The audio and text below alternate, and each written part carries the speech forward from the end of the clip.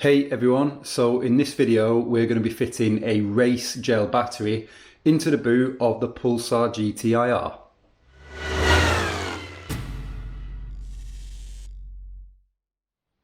So this is the Pulsar in question, the current project car, and sorry that I'm only using the secondary lights in the garage and not the main lights. The reason why is because I've got the garage door open because it's nice and cool today for once, and I wanted some fresh air and light in while I'm doing this. And the No Pro doesn't really like going from fluorescence to outdoor light, and it flickers, and I didn't want that on the video, so that's why I'm doing it in low light. But you can see that I've already made a start on getting ready for this job. I've removed the passenger seat, and the most recent job I've been doing is this little switch panel here. And I can't finish the switch panel because I need some wire. You probably see the wires there hanging loose, waiting for wires to be added to them. But because I've got a kill switch, I need the battery cable to go to the kill switch. So I can't start the car or use the car again, so I've done that. So all these jobs kind of have aligned really. So that's why trim's missing already. But it's not difficult to do. Take your seat out, take out the little trim panel here on the Pulsar, remove some clips and remove the sill protector here, and then you can get to this trunk in here which has already got the battery cable in it.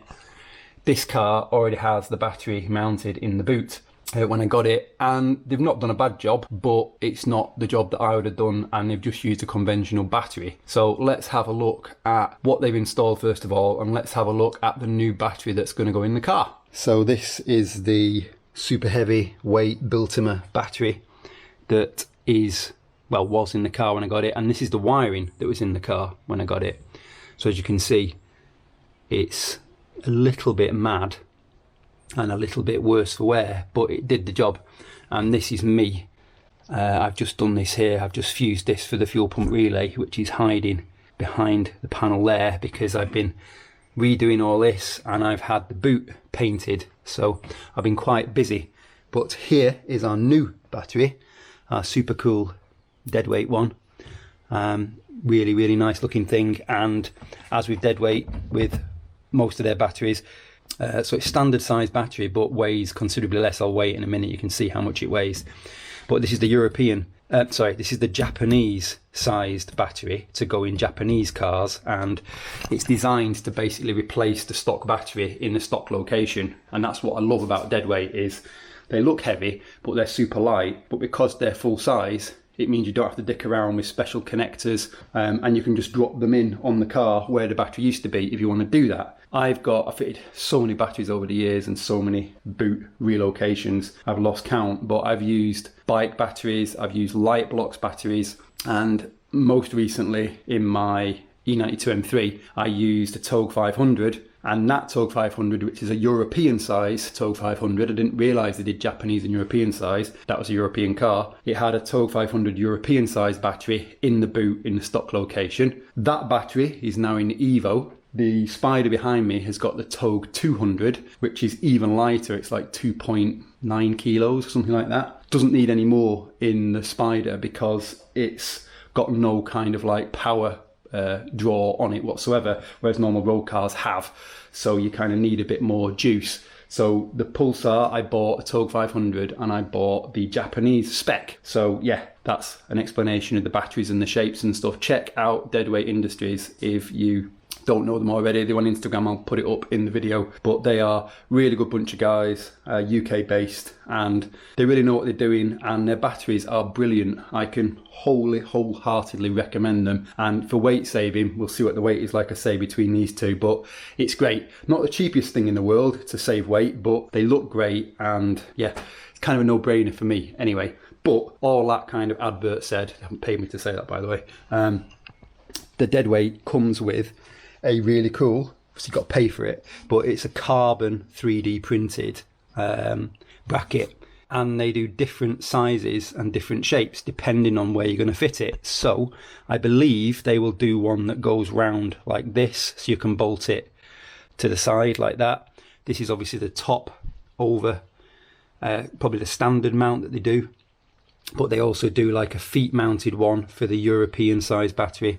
So all very good stuff. So the first thing you need to do is get rid of the shitty stock battery. and then get the Deadweight Industries battery fitted as I want it, and then we can kind of move on to running the wires and stuff.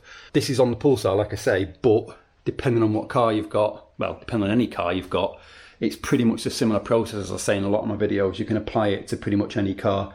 So just work out how to remove the trim on your car, work out where you want the battery, work out the battery lines, but it's all the same thing. Follow the video and you should be able to do it on any car. And it's a great little mod, shifting weight to the back, freeing up space in the engine bay, kind of looks cool as well. And yeah, it's kind of win-win. Right, so let's get rid of the crappy stock battery.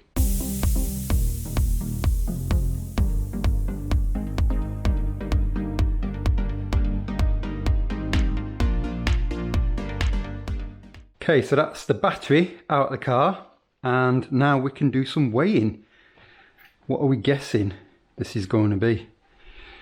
First, the stock one, 15.3 kilos, and then the dead weight with the bracket, 5.45.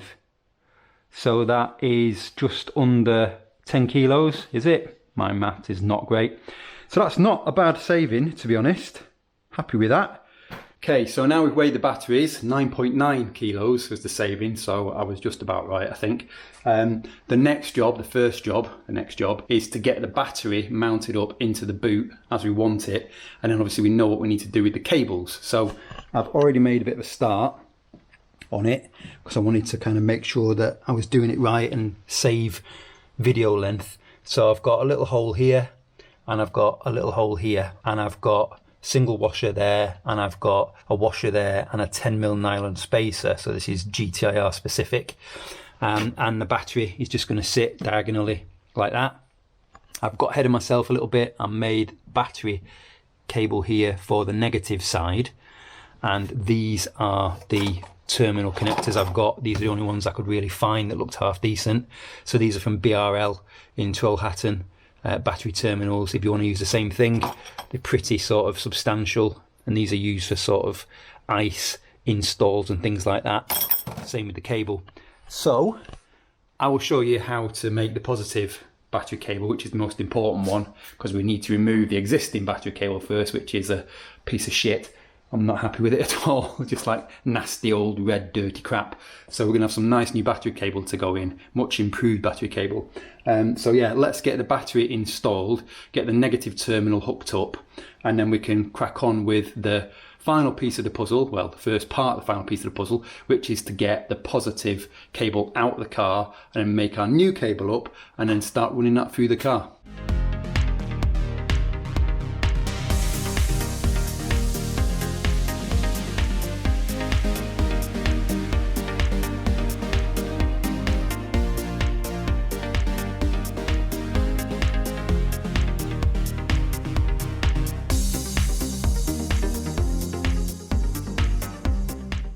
Okay, so there you go, that's the negative side done, and I've fitted the terminal upside down because it looks a lot neater upside down than the right way up.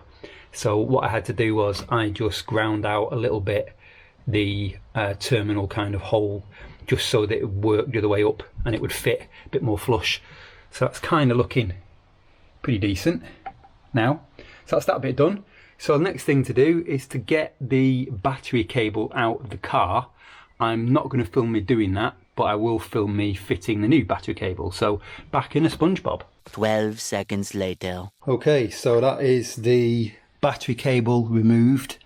Now you can see, hopefully, where it was running through that grommet there, all along here and out the back. So now we've got that removed, we just need to replace it with our new sexy cable. I also need to wire in the fuel pump relay power to the battery at the same time, so I will kind of just add that in as we go. But let's go and crimp the terminal on the cable for the battery end, and then we can start feeding the cables through from the trunk. I'll sort out the fuel pump relay, like I say, but then we'll just get the battery cable through to the switch panel.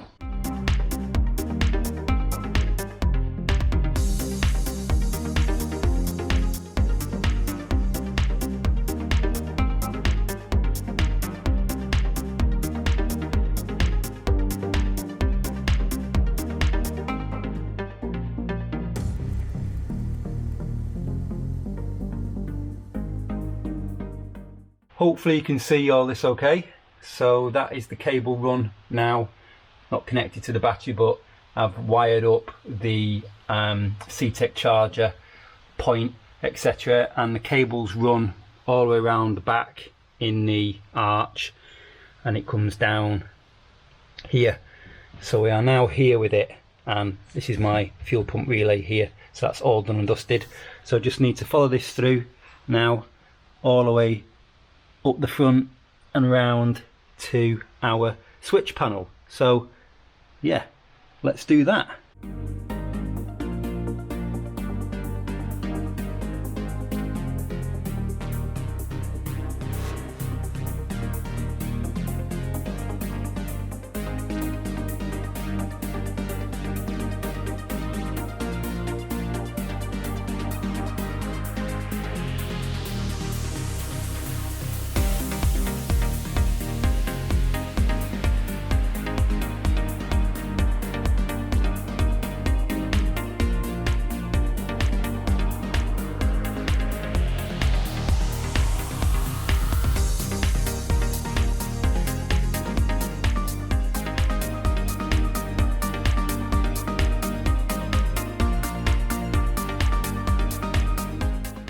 2,000 years later. Okay, so that is the in-car bit from the boot cable done. All looking nice and tidy there underneath. You can see the little hole there at the top underneath the glove box where we're going to go into the engine bay. Here is our cable for the engine bay part. And for you watching this video, it's been a couple of seconds since the last clip. For me, it's been over 2 months. And I'll explain why it's taken so long to get to this point with the video. But you may have noticed that we also have the rather sexy Evo back, and that thing is now mental, but I've broken it, so need to fix it. Well, hopefully not broken it, but there's a problem with the fuel. Anyway, not for this video. So what have we been doing for the past 2 months? Got to the engine bay, and hopefully you can see everything okay here. Got to the engine bay, and it was a real mess in here. So like the fuel pressure regulator was mounted really weirdly on here. I made up a new bracket for that. The injector resistor pack, that was somewhere underneath there, mounted on a thick aluminium plate. That sensor there, if you can see it, that was mounted onto the same plate. And all of this wiring here, if you can see all of that was just taped up, doubled up, extra long, extra short, all kinds of crazy shit. So all of the wiring in the car, in the engine bay, has been pretty much redone all the way to the fuel rail and the injectors. It was an absolute mess. So it's taken me so long to get to this point, but we're at this point now. So my car didn't have battery up front from the get-go when I got it because of the intercooler piping and the air filter, but it had this weird little kind of kill switch here, and I've binned that because it looked terrible, and I'm using one of these little kind of waterproof boxes that you can get off eBay and Amazon and places like that. I've made a little bracket to raise it so it doesn't catch on the gearbox, and all we need to do now that we've got this is the live from the car that's always been there, and this one here is the 2 lives. One of them is coming from this trunk here going that way, and then there's 2 coming from this fuse box here. So 2 of those now run into 1, so there's 2 wires running up to there. So now we've done that, we can get our already partially crimped battery cable, pull through the bulkhead, work out our length and stuff, and get it into position where we want it, and then connect everything up.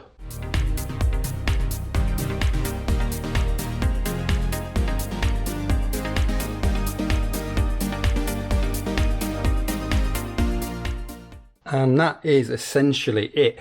I'm not going to video me doing the final install and stuff and cutting this and tidying it because this video has taken so long to do. So I'm going to go off and do that. Apologies, my hair's a mess. I'm going to go off and do that now, and then rejoin the action after SpongeBob with things kind of put into place, and you can just see the finished result, and then we're done. Okay, we are done. So I'm doing 2 videos at the moment. I'm doing the video of the battery, and I'm also doing the video of the switch panel. So you can check out each video for each part of this. But everything's connected up now. It's all kind of tidied under there.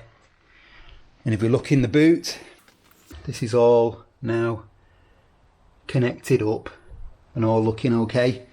And if we go and look in the engine bay, nothing to see here really, but everything, air filters back on, and that's all now sort of tidied up, and if you can see it, all done and taken care of. So the last thing to do for the battery video is we will just have a quick check of the little switches that I've done, and we'll just hit the starter button to make sure that the car looks like it's going to start, and then that will be it for this video.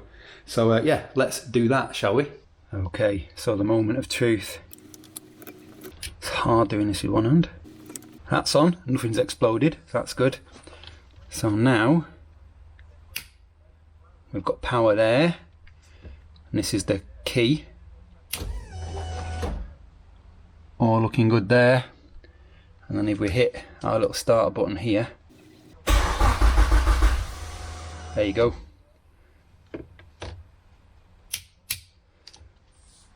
Sorted. So there you go. I'm going to go and put the car back together, which I'm not going to bother videoing because nobody wants to see that. But yeah, that is it. Battery relocation to the boot. Pretty straightforward if you don't dick about as much as I do with wiring. So thank you for watching, and on to the next video, which is possibly going to be me finishing the switch panel, but then coming after that I think is going to be the headlight duct that I bought from 3D Motorsport. It's going to be fitting that up, which should be good fun. But yeah, that's it for now.